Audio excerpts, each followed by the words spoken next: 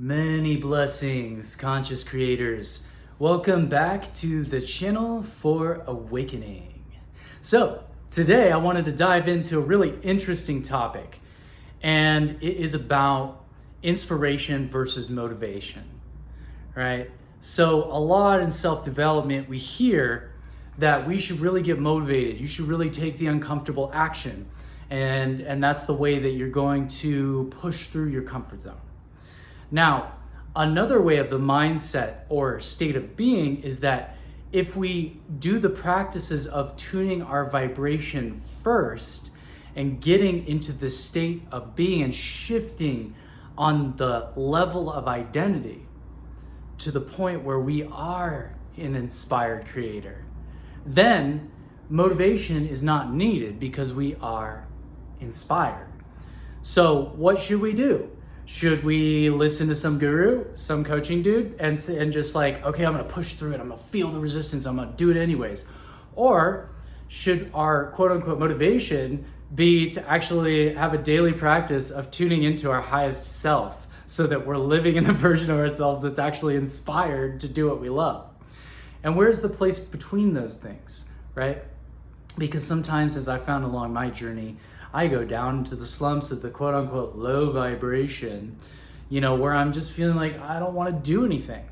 Now, what's really interesting about what I found in those low feeling places is that if I feel the emotion back of what I consider to be a state of a low state, maybe call it lethargy or call it apathy or call it anything that moves you from, like if you're looking at the lower half of the emotional scale, right?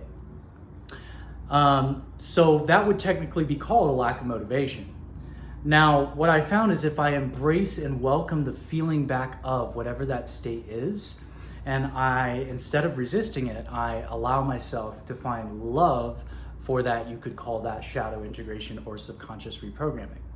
So a big thing that I find about my unique perspective is that I tend to question everything and like to connect the dots. So what's really interesting about that is that I found as I cleared through those emotional energies and typically associated with the old self identity or conception of self, remembering that our concept of self gives conception to our self identity, and thus when you are identified as a certain version of yourself that is uninspired and doing things that you don't want to be doing, then you're going to be, then from the subconscious programming of that version of ourselves, we naturally have a momentum going.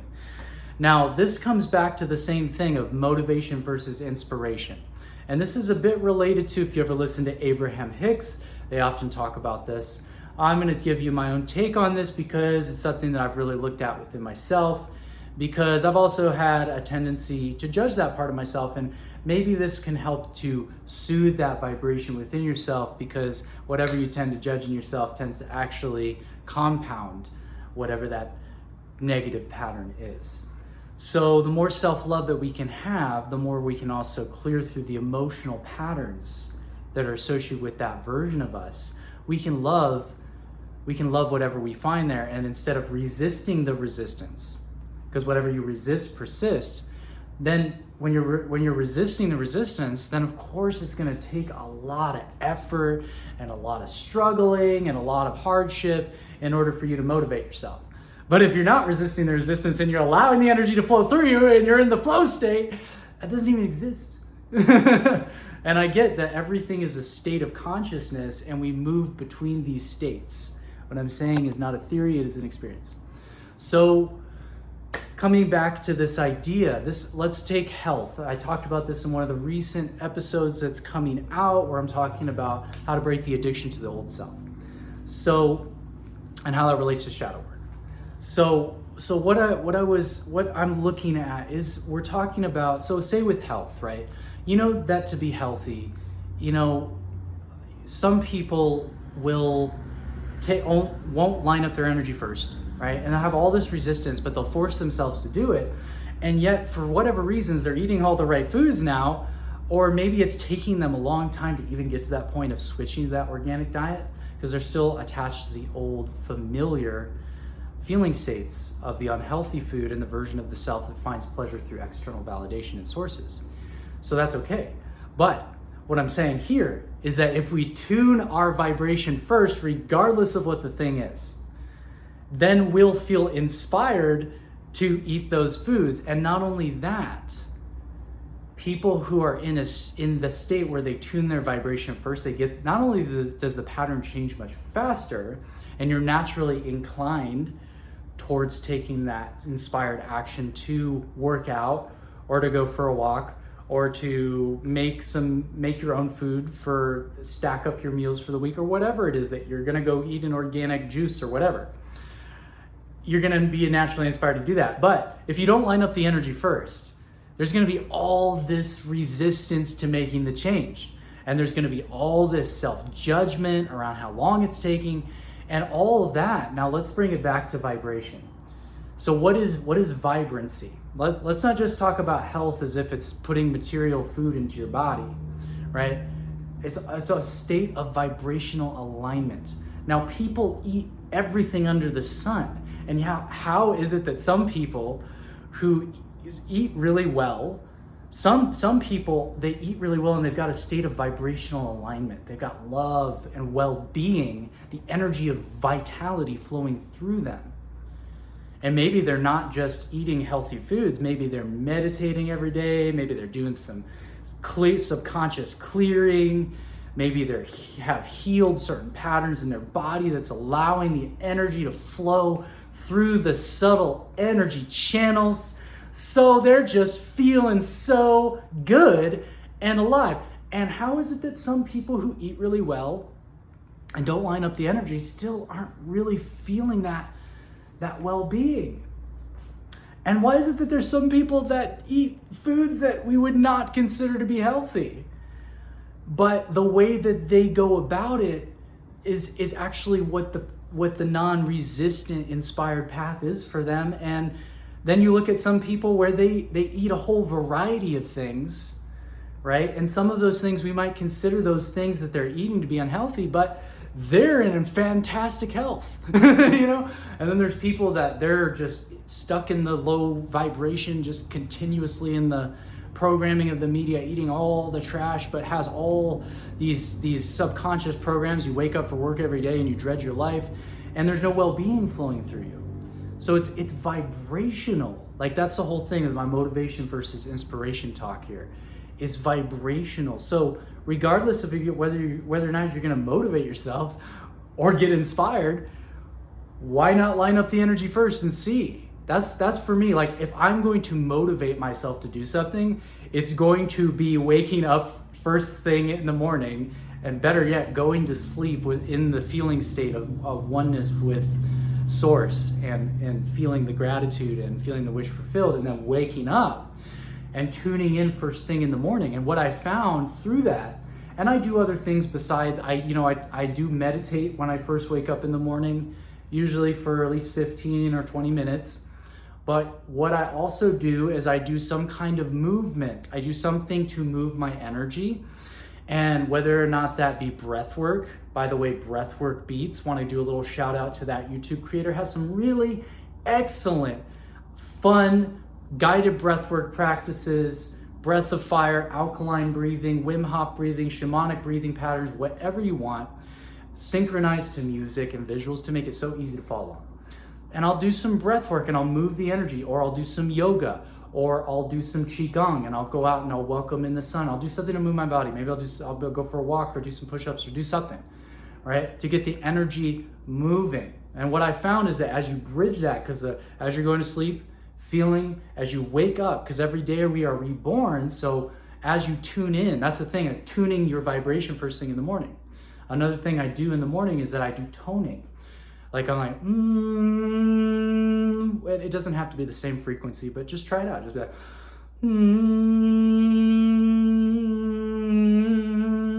Find anywhere where your vibration's out of tune and just kind of like play with it with your voice a little bit, like,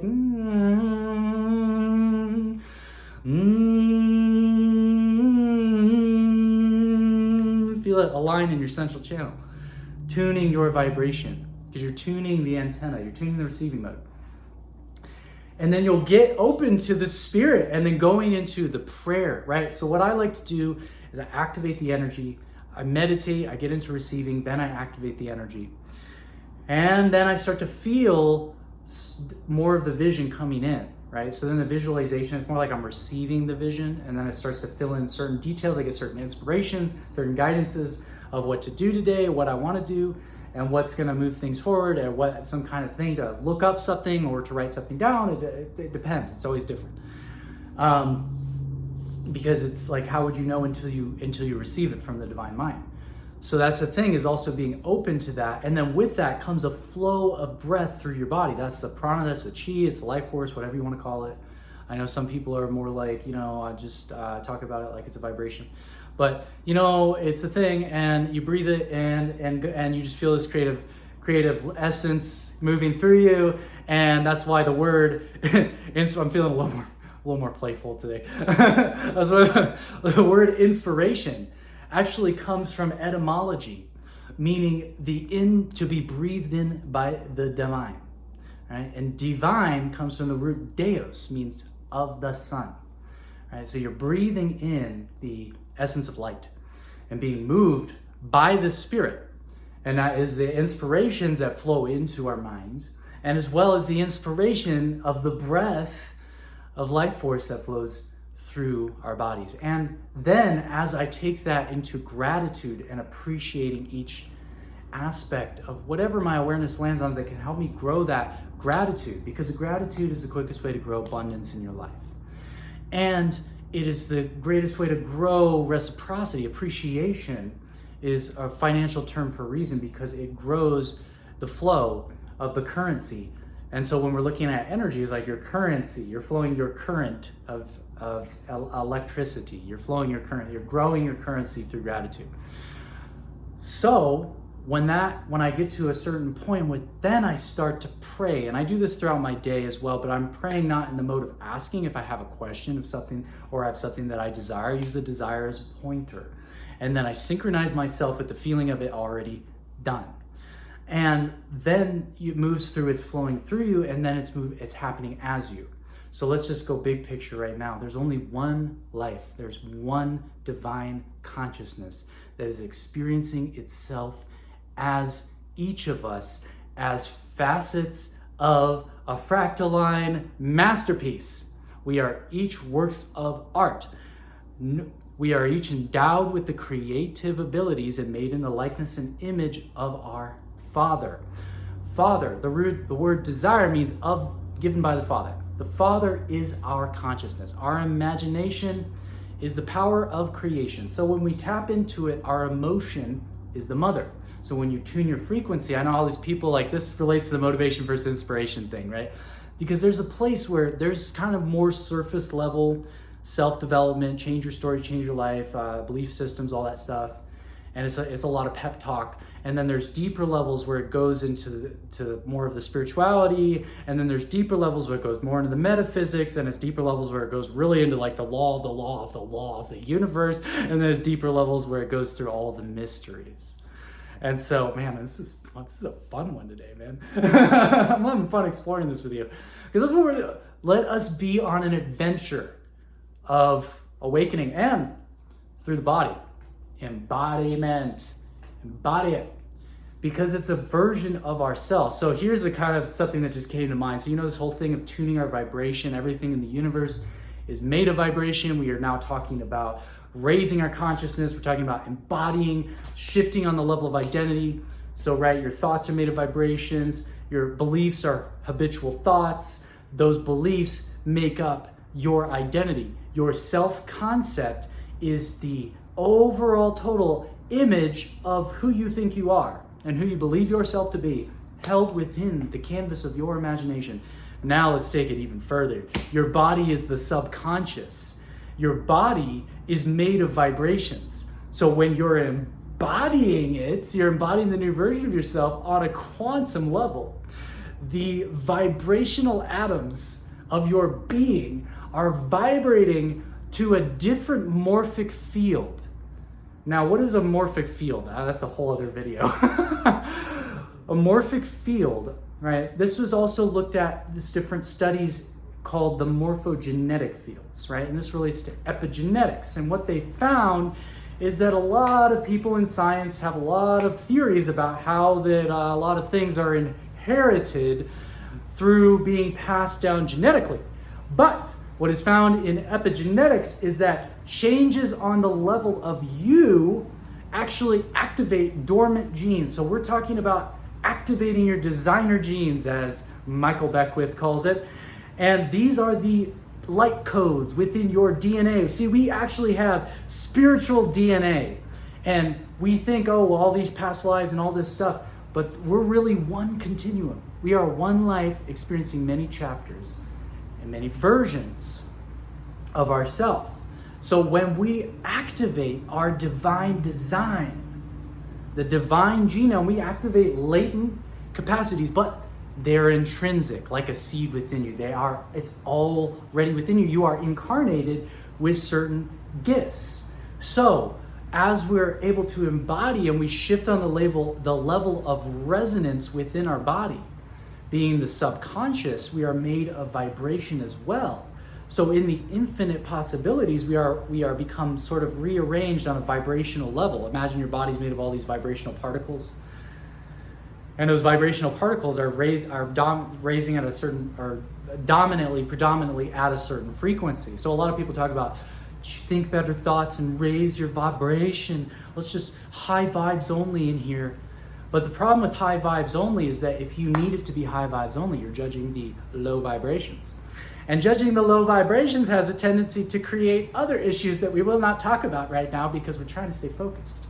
So this is what I'm trying to say, is that as your morphogenetic signature activates to your most authentic self, right? Then we tap into the inspirational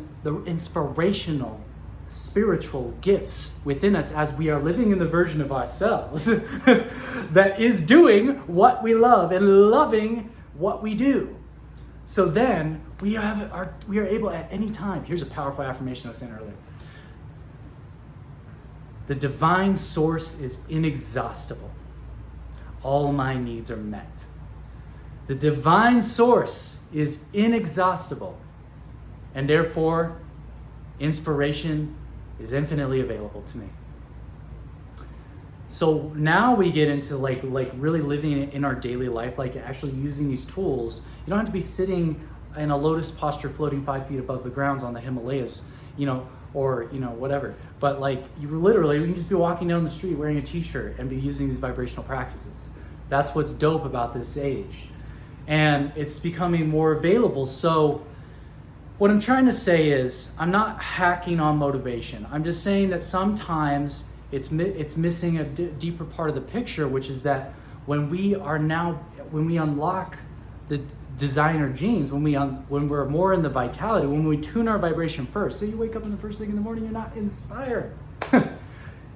What if you took some time to get inspired first? What if instead of motivating yourself, you followed your inspiration and made that your motivational driver? They talk about motivational drivers, right? I talked about this in breaking the addiction to the old self, right? Okay, so we got pain and we got pleasure. Pain feels bad, we go towards pleasure. Pleasure is associated with the known because we're familiar creatures. Familiar comes from the word family. It's what we know. When we switch the driver to what is unknown and associate the pleasure with the new aspect of ourself, then we're going to be more inclined to take the quote-unquote uncomfortable action or step into the unknown. And then we're going to associate pleasure with that state. Now, when we tune our vibration in first, we're going to be more inspired. That's why meditation helps you find more peace. And not just that, but also like you're tapping into that life force as you're raising your vibration, increasing your life force, working with certain embodiment practices helps to ground you into embodiment, into that version of you, because now on a quantum level, you have transferred to a timeline or a level of the hologram that already exists where you are thriving in inspiration, you are inspired, you want to wake up and do the thing. Now this goes all the way back, and I've talked about this in earlier videos about auto-suggestion. Now Napoleon Hill You guys ever read Think and Grow Rich, right? So he would write about this thing called autosuggestion. And this ties into some of the Joseph Murphy stuff and Neville Goddard stuff that I talk about as well with the law of assumption. And, you know, Joseph Murphy's stuff is more about the power of prayer, the subconscious mind. But Napoleon Hill, who is more focused on the success aspects, business aspects, but also very good teacher of mindset. So he understood these aspects as well about the subconscious, meaning that when you shift on the level of identity, this is the power of repetition. So that's what I'm saying is shifting your motivational driver. I'm not saying get rid of the idea of motivation. I'm just saying if you shift this is a little life hack right here, shift your motivational driver to the level of your inner work and use repetition to reprogram your subconscious to be living inspired, then that program in your subconscious will gain momentum over time until you will wake up, literally wake up one day. I'm talking about when you wake up from your dreams, and you will literally be that version of you, and you will transfer to that parallel reality where you are inspired. And like, then you will that's why it's called auto-suggestion, is because a suggestion offered lovingly to the subconscious, right? Remember, the emotion is the mother, the father is the idea, the imagination. The child is your new self-conception. Your concept of self conceives the new version of you. So when that gives enough momentum, then you naturally will take the inspired actions, and you're getting downloads from infinite intelligence in the moment. And because you are that version of yourself. So shift your motivational driver to the assumption. And then you won't need unnecessary force because you'll actually be inspired because that's who you are. So that was an interesting exploration. Thank you so much for tuning in, conscious creators. And if you guys enjoyed this video, please make sure to hit that thumbs up to send it out into the YouTube universe.